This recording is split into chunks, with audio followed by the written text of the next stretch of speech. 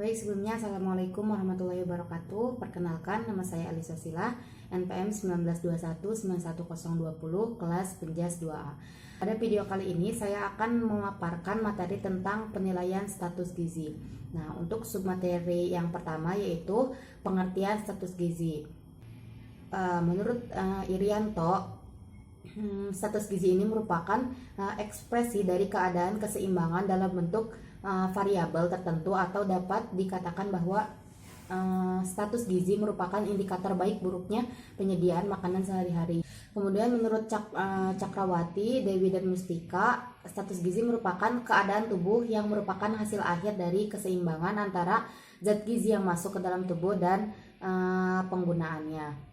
Kemudian submateri yang kedua yaitu metode penilaian status gizi. Nah, dalam metode penilaian status gizi ini ada secara langsung dan secara tidak langsung. Untuk secara langsung ada yang pertama antropometri. Nah, antropometri ini merupakan pengukuran terhadap dimensi tubuh dan komposisi tubuh. Pengukuran ini bertujuan untuk mengetahui status gizi berdasarkan satu ukuran menurut ukuran lainnya. Kemudian pengukuran antropometri ini dapat dilakukan untuk mengetahui status gizi dengan berbagai cara. Misalkan yang pertama massa tubuh. Nah, massa tubuh ini merupakan penimbangan yang dilakukan dengan pakaian seminim mungkin dan tubuh dalam keadaan tidak berkeringat. Kemudian penimbangan ini menggunakan alat timbang berat badan standar dengan ketelintian sampai 100 gram. Kemudian yang kedua yaitu pengukuran linear atau panjang. Dalam pengukuran linear ini ada tinggi badan, kemudian panjang badan, lingkar kepala, lingkar dada, lingkar lengan atas, dan tinggi lutut. Kemudian yang terakhir yaitu ada komposisi tubuh. Kemudian dalam metode secara langsung ini juga ada penilaian klinis. Nah, penilaian klinis atau pemeriksaan klinis adalah metode yang sangat penting untuk menilai status gizi masyarakat dengan menilai status jaringan epitel seperti kulit, mata, rambut, dan mukosa oral atau pada organ-organ yang dekat dengan permukaan tubuh seperti kelenjar tiroid. Nah, adapun tanda-tanda klinis dari anak yang kekurangan atau anak yang gizi buruk. Nah, tandanya seperti misalkan wajahnya seperti orang tua, cengeng, sangat kurus, kulit keriput, perut cekung, rambut tipis, wajah membulat, pandangan mata sayu, dan masih banyak tanda-tanda yang lainnya.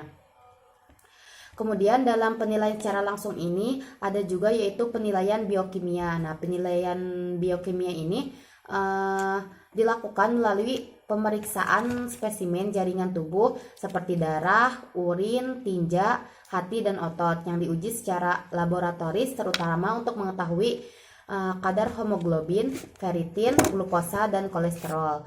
Nah, untuk metode selanjutnya pada metode secara langsung ini ada penilaian biofisik.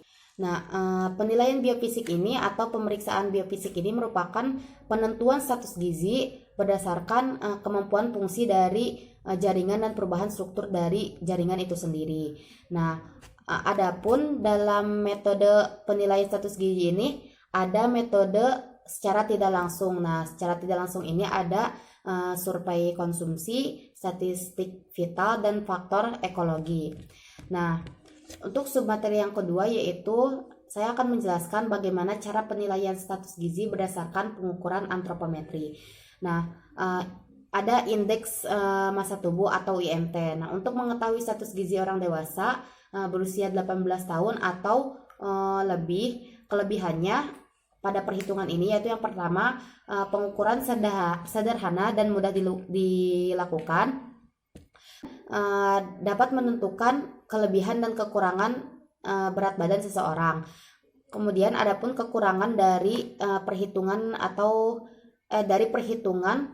indeks massa tubuh ini, yang pertama hanya dapat digunakan untuk menentukan status gizi orang dewasa saja usia 18 tahun ke atas. Kemudian kekurangan selanjutnya yaitu tidak dapat diterapkan pada bayi, anak, remaja, ibu hamil, dan olahragawan. Kemudian kekurangan yang selanjutnya yaitu tidak dapat digunakan untuk menentukan status gizi bagi orang yang menderita sakit edema, asites, dan hepatomegali. Nah, untuk cara penilaiannya, contohnya saya mempunyai teman bernama Siska. Nah, dia berumur 18 tahun dan tingginya 160 cm dan berat badannya 58 kg. Nah, untuk cara perhitungannya yaitu di mana berat badan dibagi tinggi badan kuadrat. Nah, kemudian yang pertama kita tulis dulu rumusnya, yaitu di mana berat badan dibagi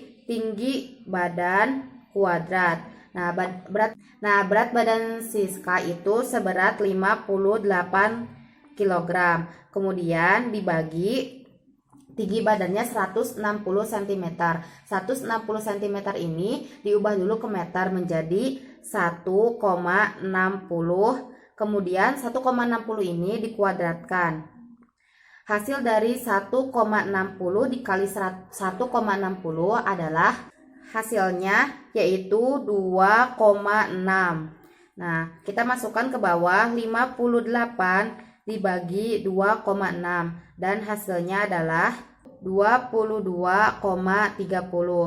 Nah, untuk status IMT dari Siska ini termasuk ke dalam normal.